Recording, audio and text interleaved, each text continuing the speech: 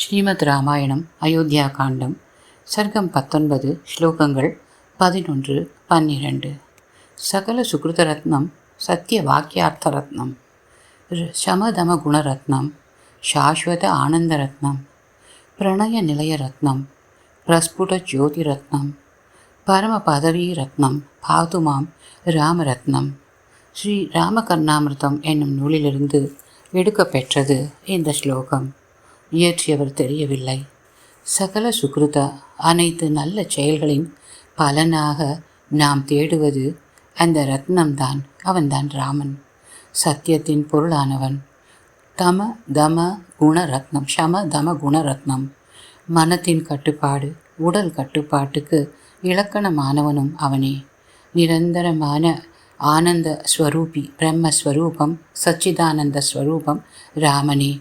அன்பின் உருவானவனும் அவனே. பிரணய நிலைய ரத்னம், பளிச்சென்று ஒளி வீசும் குண நலன்களோடு கூடிய ஒரு ரத்னம்.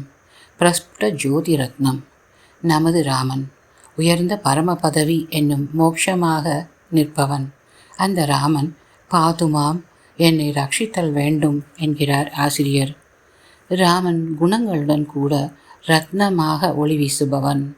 அவனது மிக மிக உயர்ந்த குணம் சௌஷீல்யம், அதாவது ஷீலம், இறங்கி வந்து அனைவருடனும் உறவு கொண்டாடி மகிழ்வதுதான். சௌஷீல்யம் என்றால் அனைவருக்கும் தான் கடமைப்பட்டவன். தோஷம் இருந்தால் அதை தள்ளிவிட்டு குணம் சிறிது இருந்தாலும் போதும் எடுத்துக்கொள்ளுவது சௌஷீல்யத்துடன். தமிழில் அதை நீர்மை எனச் சொல்லுவார்கள். மிகச் சுலபமாக அனைவரோடும் கலந்து பழகும் தன்மையுடையவன். அயோத்தியா காண்டம் சர்க்கம் 19 ஸ்லோகம் 11, 12 இரண்டும் இந்த சௌஷீல்யம் என்னும் நீர்மை என்னும் குணத்தை காண்பிப்பதாக அமைந்துள்ளது. 11வது ஸ்லோகம் இதுதான். தண்ட காரண்யம் ஏஷோ அஹமிதோ கச்சாமி சத்வரஹா. தாயே, சத்வரஹா சிரமேற்கொண்டேன்.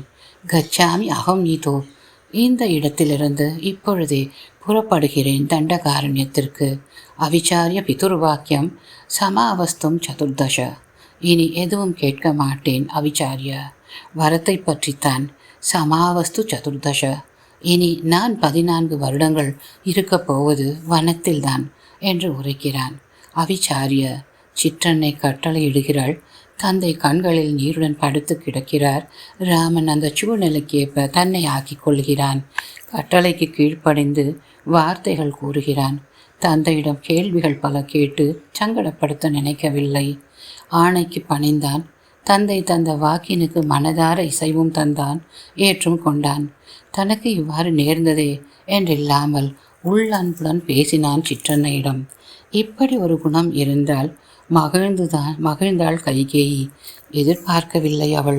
சா ஹிருஷ்டா தஸ்ய தது வாக்கியம் ஸ்ருத்வா ராமஸ்ய கைகேயி. ராமனின் வார்த்தைகள் இனித்தன அரசிக்கு. கிளம்புவதற்கு ஆயத்தம். ராமன் விரைவாக போக ஏற்பாடுகளை துரிதமாக்கினாள் என்கிறார் வால்மீகி.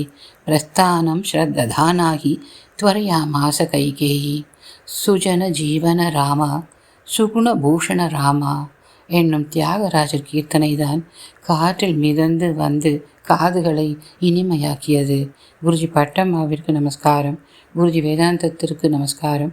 பிரியமுடன் சந்திரா.